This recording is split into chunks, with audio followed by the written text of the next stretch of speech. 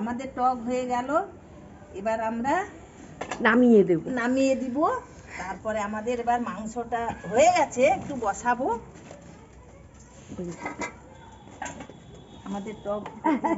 আমাদের টক হয়ে গেল, এবার আমরা মাংসটা একটু গরম করব।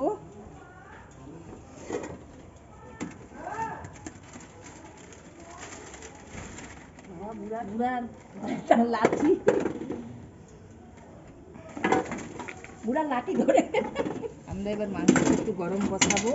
লাঠি সেই দিকে চলে এসছে। এবার তুমি আসো এখানে, নাড়বে তাহলে না, এখান থেকে তুলে নিবে। দেখা হয়েছে নাকি কড়াইটা? এই আমাদের মাংস হয়ে গেল, গরম বসিয়েছি।